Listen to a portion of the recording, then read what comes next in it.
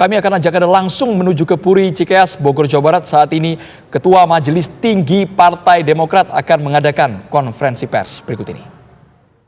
2024-2029 dengan kesepakatan Anies membawa Partai Nasdem, Ketum AHY membawa Partai Demokrat, dan keduanya bekerja sama untuk mengajak PKS.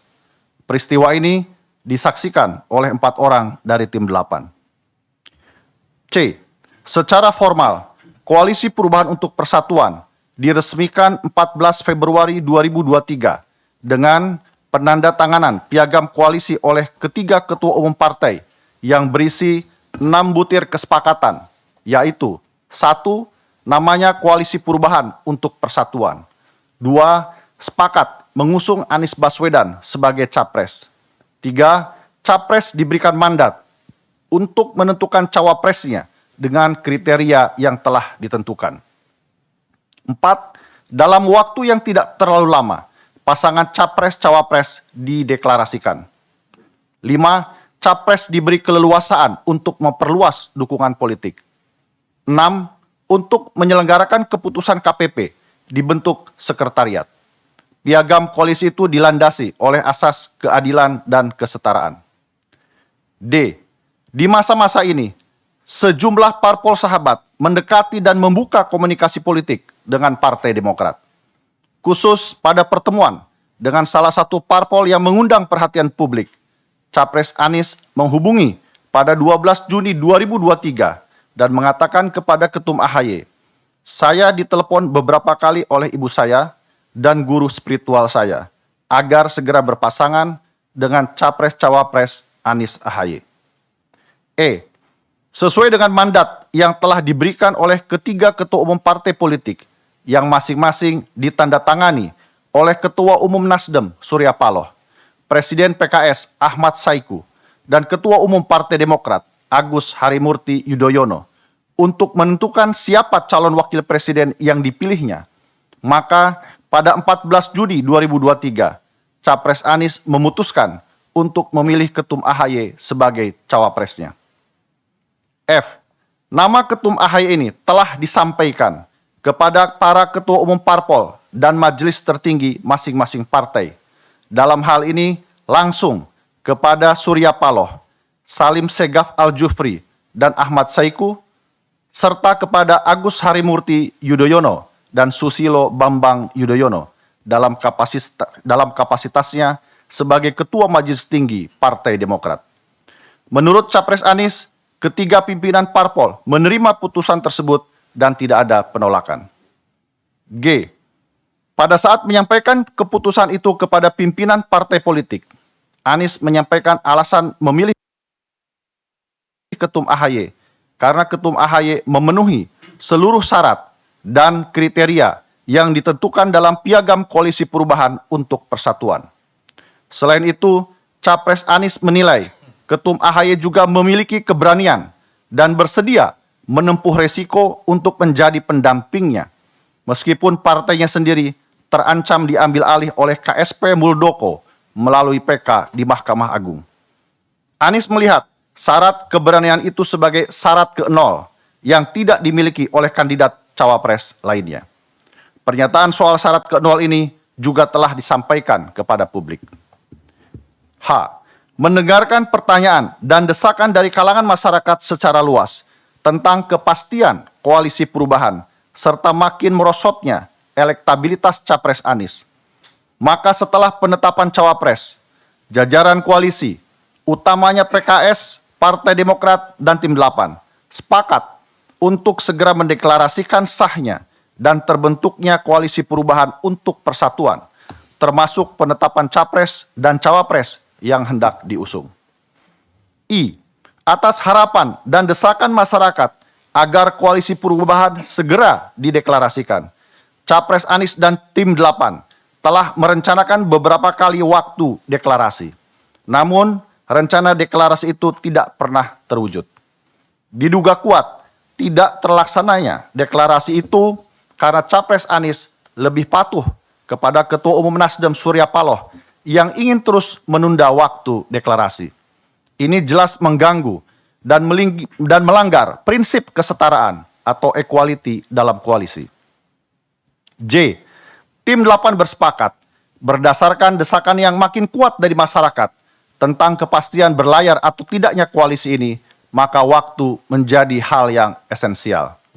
Terkait dengan waktu deklarasi ini, juga telah dikomunikasikan kepada Ketua Umum Partai Nasdem Surya Paloh pada hari Kamis tanggal 24 Agustus 2023, kepada Ketua Majelis Tinggi Partai Demokrat SBY pada hari Jumat tanggal 25 Agustus 2023, dan kepada Ketua Majelis Suro PKS Salim Segaf Al-Jufri pada hari Sabtu tanggal 26 Agustus 2023.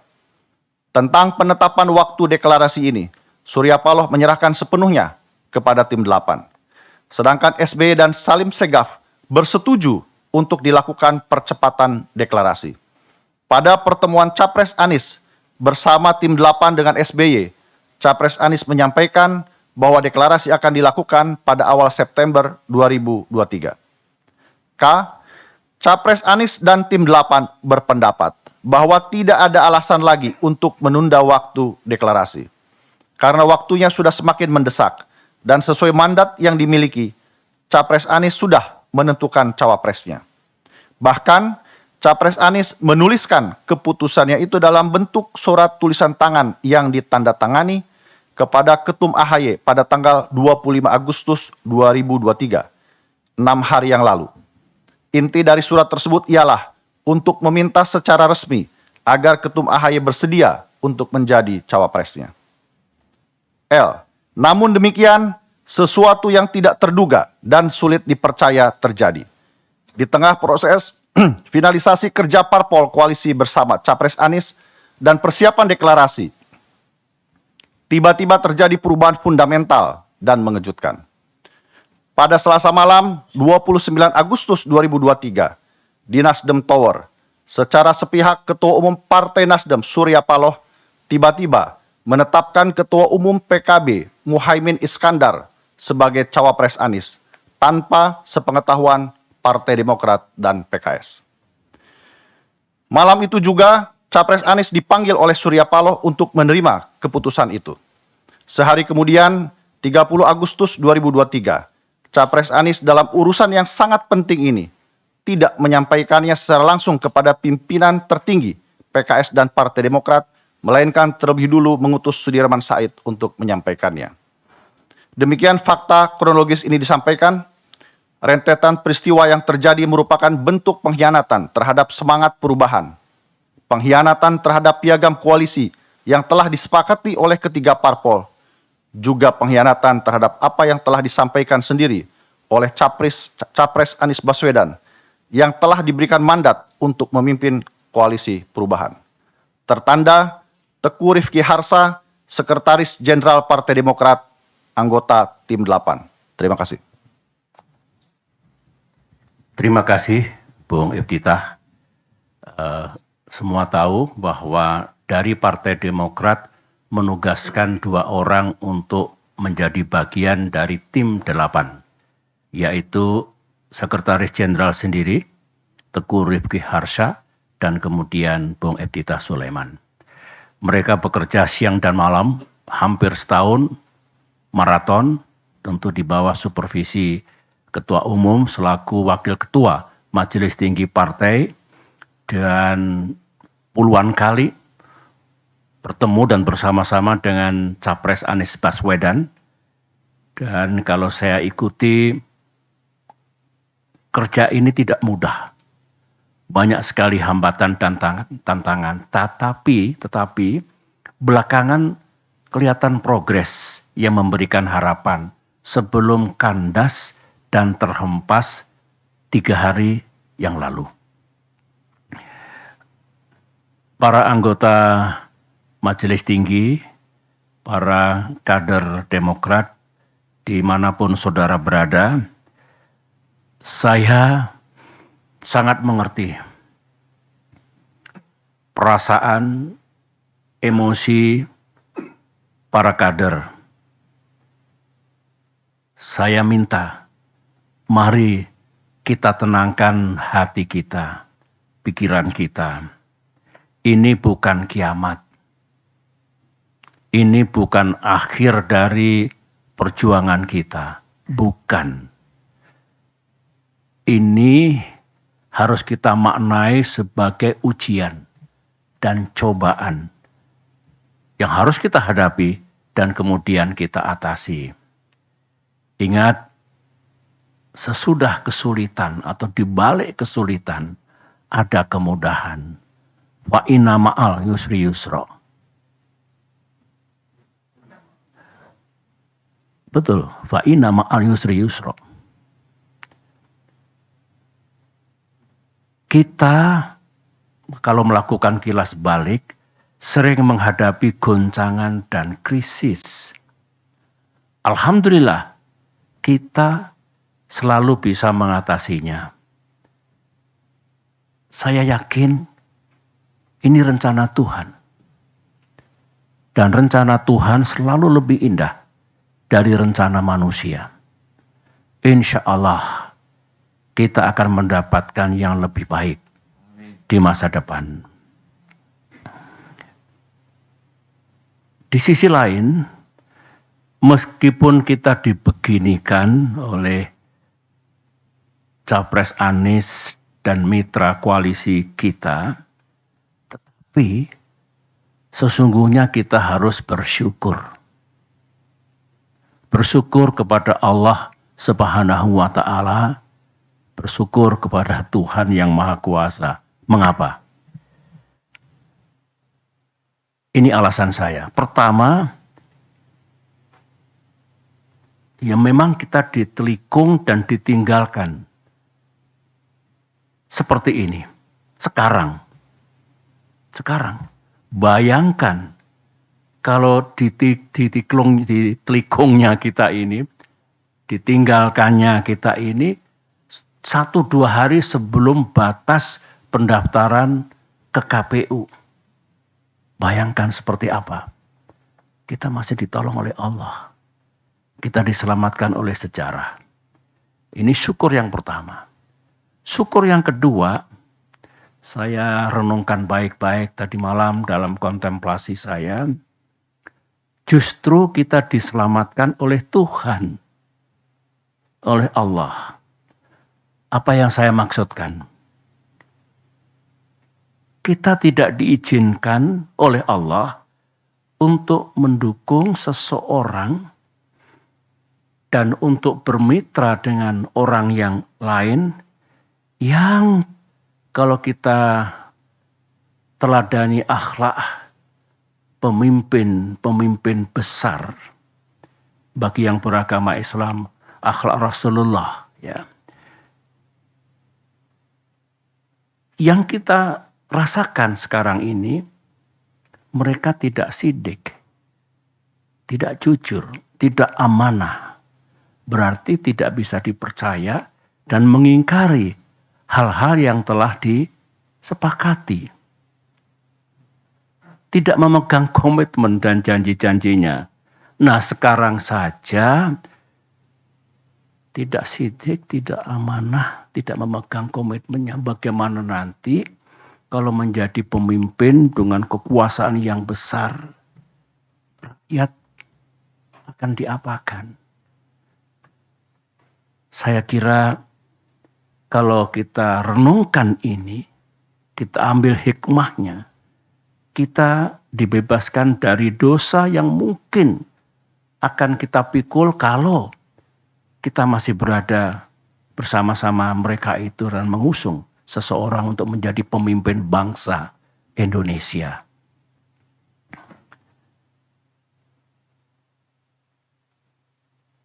Selain itu, kita ternyata juga tidak diizinkan untuk berkoalisi dengan seseorang yang sejak awal sudah melanggar dan mengingkari kesepakatan. Tertulis dalam kesepakatan koalisi, menjunjung tinggi prinsip kesetaraan, equality, dan kesetaraan. Ulangi, kesetaraan, equality, dan keadilan. Saya ulangi. Bayangkan kalau di masa depan kita punya mitra koalisi yang tidak tunduk, tidak patuh pada kesepakatan, yang kita buat bersama. Apalagi kalau mendikte, mengatur yang lain, termasuk capres, memaksakan kehendak, dan tidak menganggap yang lain, saya kira bukan itu koalisi yang hendak kita bangun. Sebagaimana pengalaman pribadi saya, bersama-sama dalam koalisi selama 10 tahun, yang menjunjung tinggi prinsip dan nilai-nilai yang baik, utamanya kesetaraan dan keadilan. Sekali lagi, kalau kita bersyukur. Karenanya, mari kita hadapi semua ujian dan cobaan ini dengan tegar. Sambil berikhtiar, kita mencari jalan keluarnya. Insya Allah, Tuhan akan memberikan kita jalan terbaik ke depan ini.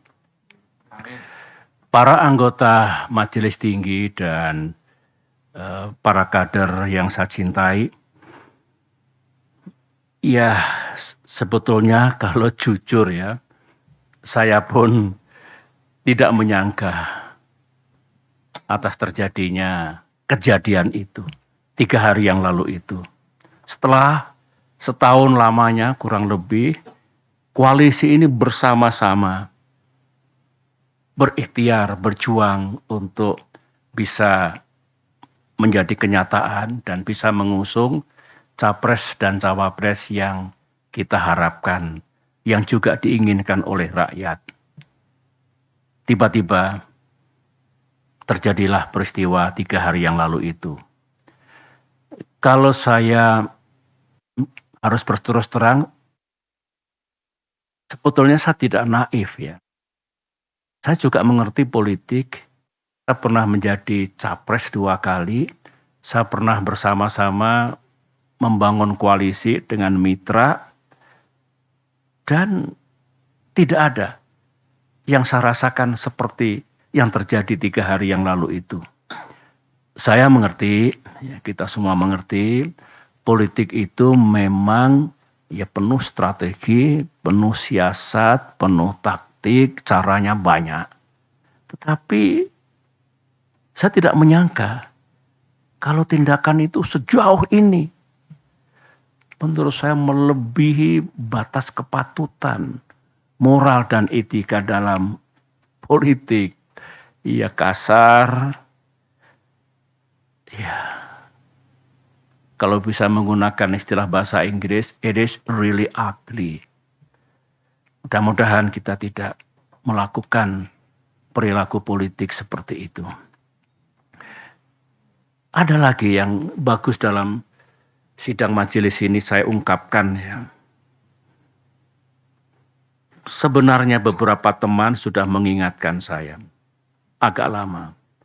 Baik dari kalangan kader Demokrat maupun dari luar Demokrat. Begini, Pak SBY benar-benar percaya kepada orang itu atau kepada orang-orang itu. Saya jawab dengan praduga yang baik, prasangka yang baik, saya percaya. Teman itu mengatakan, ya silakan saja dilihat nanti. Yang penting saya sudah mengingatkan. Nah, kalau saya ingat kembali yang diingatkan teman-teman itu lebih dari 1. Keputusan sepihak kemarin itu, saya boleh mengatakan keputusan gelap seperti itu tidak sesuai dengan rules kesepakatan. Ternyata atau barangkali mengandungi kebenaran. Anggaplah kita salah kali ini. Tetapi kita belajar. Mudah-mudahan kita tidak salah lagi ke depan.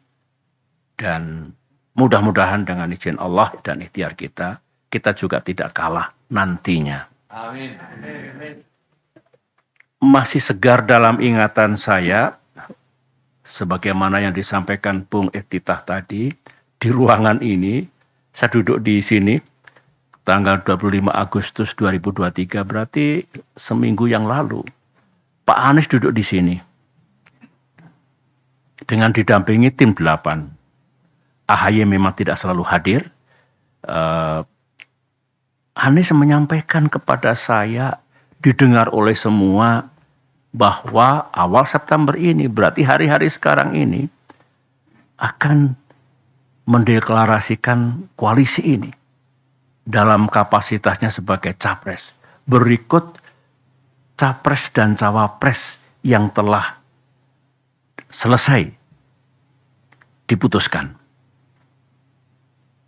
3 hari kemudian, 3 days later, sekarang ini, yang kita dapatkan sesuatu yang sangat mengejutkan itu.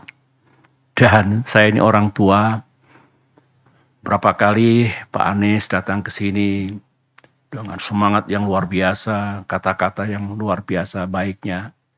Di Cikias 2 kali, di Malang, di Pacitan. Dengan kejadian seperti itu, tidak ada satu kata pun yang disampaikan kepada saya. Dan tentu kepada ketua umum kita. Saya memang sebagai orang tua, kok jadi begini? Ini saya kira semua merasakan perasaan kader kita di seluruh tanah air, emosi, kemarahan, yang diekspresikan dengan cara yang berbeda-beda. Nah, saya kebanjiran tadi malam, 2 malam tuh sampai subuh di sini. Sejak pagi kita bekerja. Pesan datang dari mana-mana, baik dari kader maupun non-kader, dan rata-rata memang emosional, ya. Ya, saya paham lah. Dari sekian banyak ribuan saya kira yang merespon, yang memberikan message itu, ada 2 yang menarik bagi saya. Ini kata-katanya kurang lebih seperti ini. Aku tahu politik itu memang banyak akalnya. Tapi tak kusangka buruk banget ini. Korbannya AHY dan Demokrat. Begitu.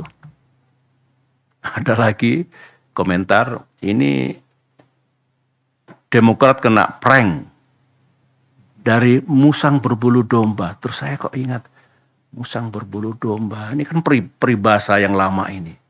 Ingat saya kira waktu kita sekolah di SD, SMP, pernah belajar banyak sekali peribahasa. Tapi musang berbulu domba itu di depan bersikap baik, manis, lembut, penuh persahabatan. Tapi di balik itu kalau kita lemah dan lengah, ini lengah ini, kita akan dicaplok dan dimakan sampai habis. Peribahasa, musang bukan orang. Nah, mungkin tafsirnya ya kita ditelikung dan seperti itu ya.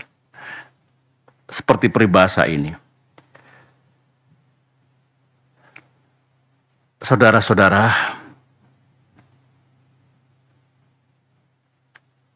saya mengajak pada forum yang penting ini dengan tenang dan dengan menggunakan akal sehat, pikiran yang jernih, mari kita telaah mengapa semuanya ini harus terjadi. Dan kita rasakan, kita alami, kita pikul.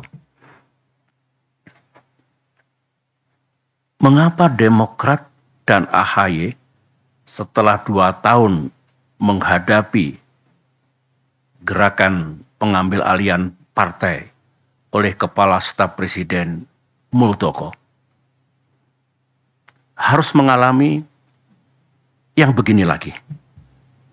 Otak saya berputar, insting saya berbicara, to understand why. Orang bijak mengatakan, selalulah mencari tahu what and why, supaya how-nya itu menjadi tepat.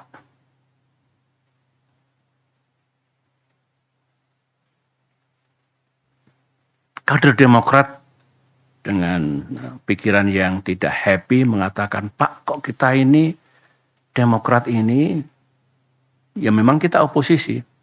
Tapi oposisi ini kan sah. Kok diperlakukan sebagai musuh negara? Kita ini kan bukan partai terlarang. Kader-kader Demokrat juga bukan teroris. Jadi mestinya diperlakukan sama lah dengan warga negara yang lain. Itu ekspresi kegalauan dirinya yang saya selalu tekun mendengarkannya.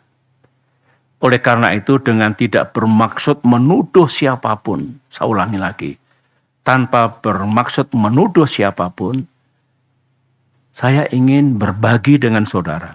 Saya yakin saudara juga mendengar.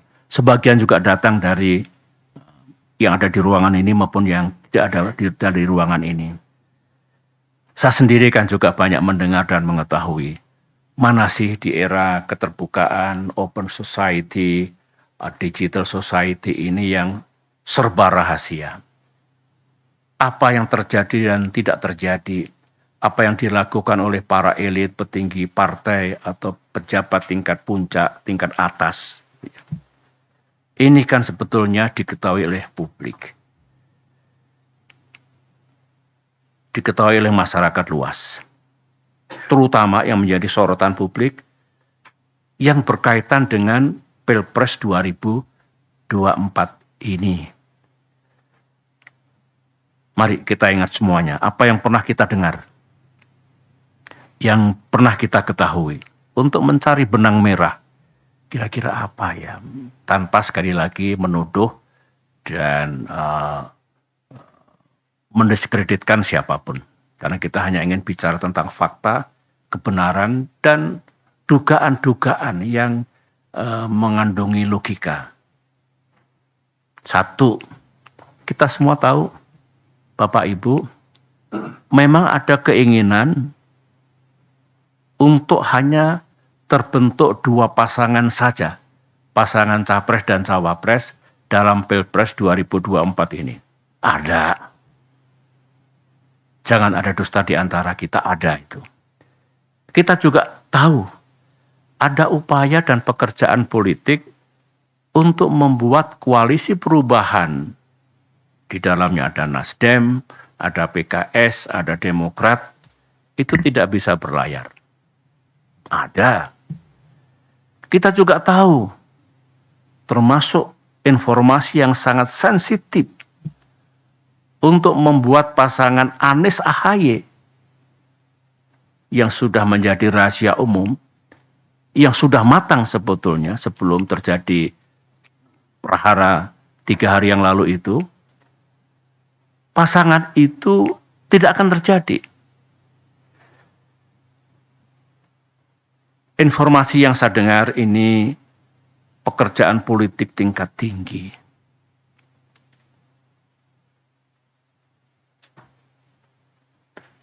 Ini bukan informasi, ini fakta. Benar ternyata Anies AHY yang hampir matang untuk diluncurkan dan banyak diketahui oleh masyarakat luas,